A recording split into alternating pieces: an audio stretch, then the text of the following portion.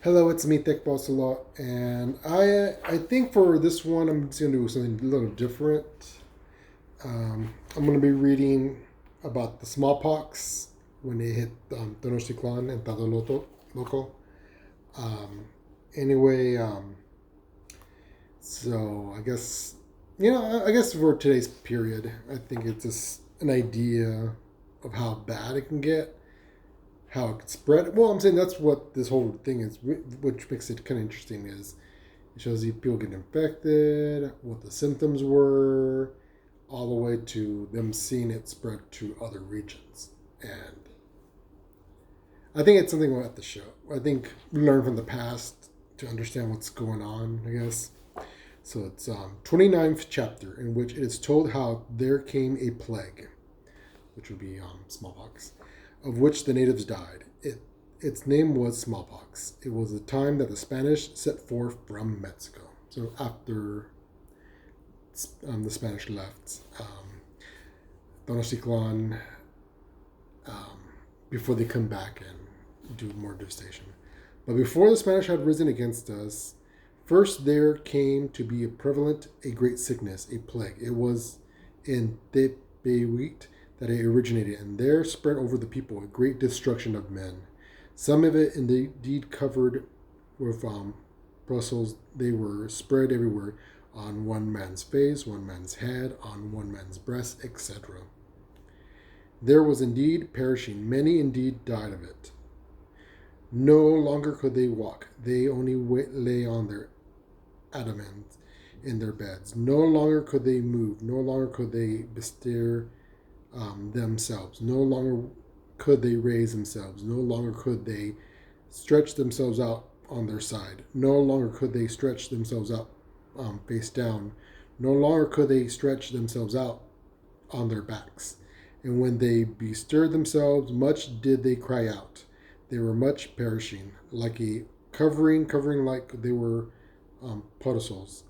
Indeed, many people died of it, of them, and many just died of hunger. And there was death from hunger, and there was no one to take care of another. There was no one to attend to another. And on some each protosol was placed on them only far apart. They did not cause much suffering, neither did many of them die. And many people were harmed by them on their faces. The faces were roughened. Of some, the eyes were injured. They were blinded.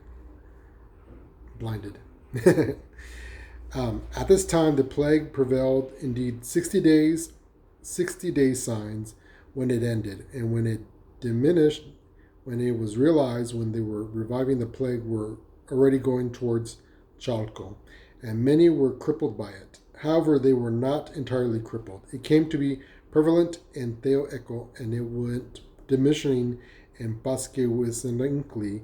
At that time, the Mexicas, the brave warriors, were able to recover from the pestilence. And when this had happened, then the Spanish came. They moved there from Texcoco, and they went to set forth by way of Cuautitlan, and came to settle themselves at Tlalcopan. There, the responsibilities were then divided. There was a division. Pedro de Alvaro responsibility became the road coming to Tlatelolco, and the Marquis went to settle themselves in Coyoacan, and it became the Marquis' responsibility as well as the road coming from Axaxinalco to Tenochtitlan. The Marquis knew that the man of Tenochtitlan was a great warrior. And in Nextalterco, or Ilyacat, there indeed war first began. There the Spanish quickly came to reach Nonalco. The brave warriors came following after them. None of the Mexica died. Then the Spaniards turned their backs. The brave warriors waged war in boats. The shield boatmen shot arrows at them. The arrows rained upon the Spaniards. They entered Nonalco, and the Marquis thereupon threw the Spaniards towards those of Tenochtitlan. He followed along the Tenochtitlan rode. Many times he fought, and the Mexica contended against them. Him. And that's it.